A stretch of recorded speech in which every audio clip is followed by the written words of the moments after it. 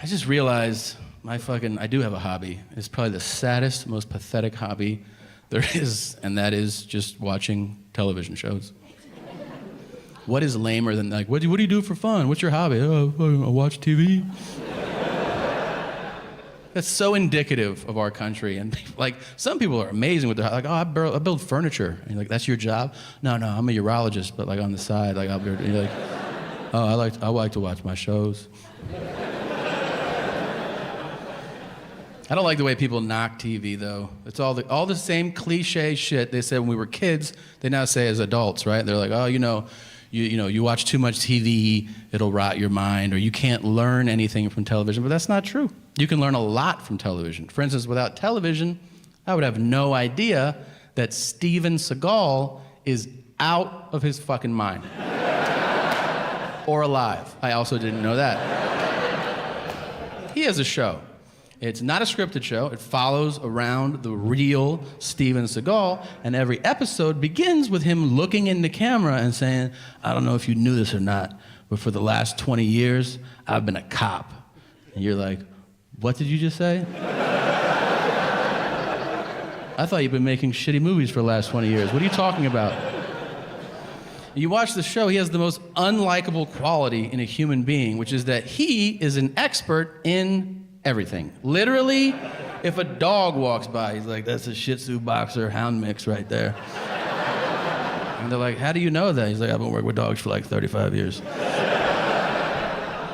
Then a helicopter flies by. He's like, that's a HUB 106. And they're like, how do you know that? And he's like, I've been flying helicopters for like 47 years. Then he does the thing, though, that everybody does who knows something about everything. Everybody has a friend, no matter what you're doing. They know the history of it all. They know every topic, every fucking fact. If you're eating dinner, they're like, forks are from the Roman times, and they would sculpt them out of bark. And you're like, will you shut the fuck up and let me finish this, please? Seagal will do that, too, but he's making it up. He'll be like, they also call that helicopter a skippy. And they're like, why? He goes, listen to it. Skip. That's bullshit. You made that shit up. No, seriously. It just blows my mind. It really does. That everybody in this room, everybody has this real world possibility in their lives. All of us. We could go tonight, if we wanted to, tonight. You could go to Louisiana. You could start a fight in a bar. And there is a real world possibility that Steven Seagal will arrest you. Isn't that insane to you? I've lost sleep over this shit. I mean, that's crazy. That's literally like if you leave here and you roll through a stop sign and then Sylvester Stallone is like, hey, roll it down. And you're like, get the fuck out of here. You work here? He's like, it's my passion, yeah. Will you say Adrian or something? Nah. It's nuts. You have to watch this show. He panders to every group according to race, knowing full well there's a camera crew following him around. He doesn't give a shit. If you're white, he's like, how's it going? All right. And then to black people, he's like, what's up, cuz? And they're like, hey, what's up? I'm holding you down, so holla if you need something. Okay. And then to all Latino, Spanish-speaking people, he insists on speaking horrifically broken Spanish, even if they start the conversation in English. If they're like, hey, yeah, I called 911, thank you for coming. The thing is, he's like, hola. Mucho queso. He's like, I think my English is way better than your Spanish, man. And he's like, no, gracias. No. And then to all Asian people, he bows, regardless of where he meets them. If you're Asian and you cross Steven Seagal's path, he's like, yeah. And you sit and they go, hey, I was born here, you dick. Like, you don't have to do that. And he's like, sorry, I've been doing martial arts for like 85 years.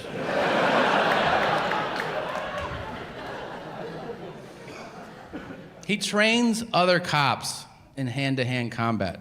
I think that's infuriating. for those cops. It's not like we're hanging out. We're like, hey man, do you want to do like a couple shots and then go down the street? Steven Seagal is teaching people how to throw punches. And we're like, okay, yeah, let's fucking go. No, it's you're a cop and you show up at work and they're like, we're gonna go over hand-to-hand combat today so you can protect yourself if you're in a really dangerous situation. You're like, oh cool, who'd you bring in to teach us? Like some Navy SEALs or Green Berets? And they go, no, we brought in Steven Seagal. And you're like, are we shooting a fucking movie this week or something? Like, okay, I'll pass, because that's ridiculous. I don't want to be a part of that. That's literally like if you're like at NASA, and they're like, all right, future astronauts, we're going to go over space exploration, and to get us started, why don't you welcome Captain Kirk? Come on out, man.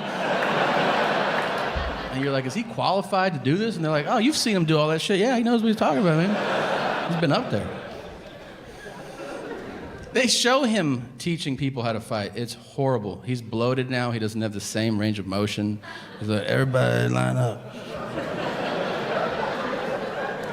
If somebody throws a punch, you can block it like that.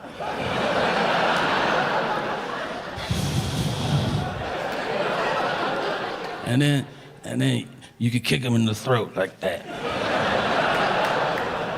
Are you kicking a child in the throat right now?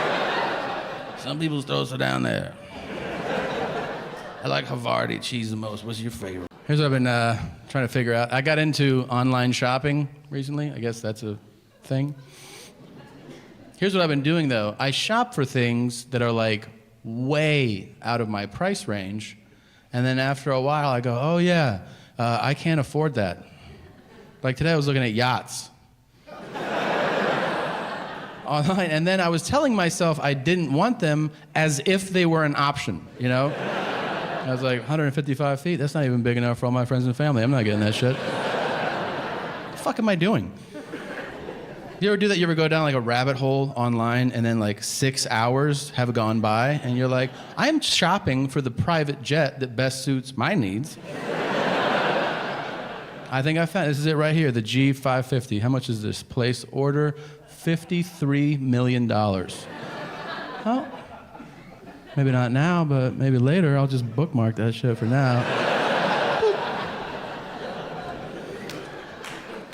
You know what that is? That's a sense of entitlement. That's me thinking I should be associated with this thing, and I haven't earned it. I haven't, neither of you, but also me. I get that feeling the most when I get upgraded to first class. Yeah, I fly every week. I never buy first class ticket, I buy coach tickets. I buy them so much, I get bumped up to first class. I'm telling you, the moment I get bumped up to first class, I get washed over with this feeling. I'm like, look at these fucking poor pieces of shit on the flight. Ugh. So much better than them. Don't stand next to me, dude. I dare you to try to come up from coach and use the first class bathroom when I'm there. I'll put my hand on your chest, okay? There's a pig trough in the back. That's for you guys. It's for the big ballers up front.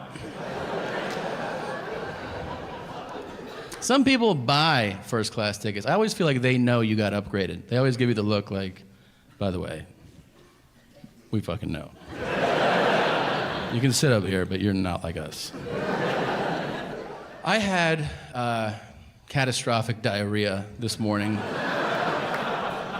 And I just found out that not everybody does. Here's how I found out. We moved. My wife and I moved to a new place. In the new place, the living room couch is closer to that bathroom than it was in the old place. So the second day we're there, I go in there, I do my thing. When I walk out, my wife is no longer sitting on the couch. She's now standing, holding car keys. And she goes, do you need to go to the hospital? And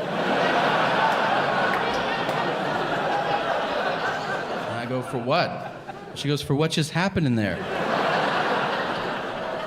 And I go, what just happened in there? She goes, is that normal for you? And I was like, I don't even remember what happened, so I guess so. She goes, Jesus, how often do you shit like that? And I was like, every day. She goes, oh my God, is there blood in there? There could be, I don't know. I just go, "Whap," and I hit flush. She goes, "You don't look at it?" And I go, "Where am I supposed to look? It's everywhere. You want me to look at each individual piece?" No, I paint the bowl and then I wash it away.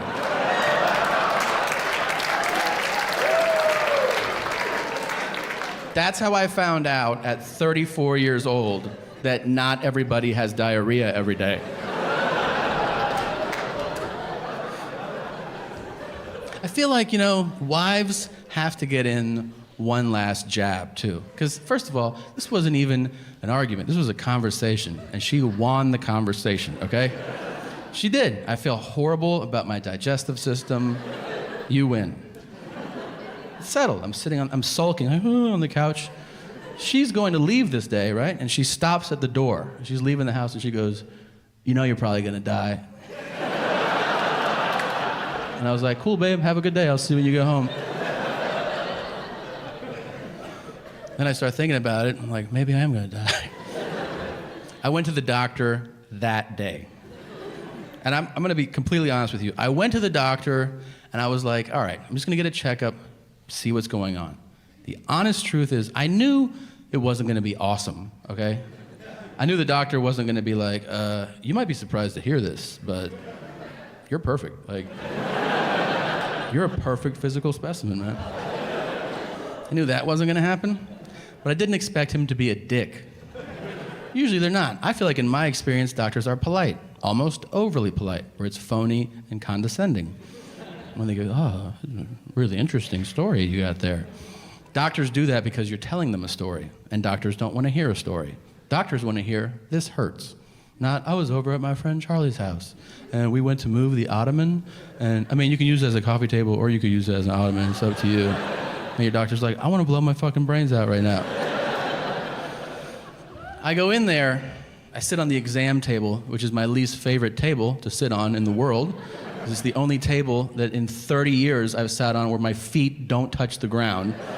So I feel like a fucking toddler waiting, like...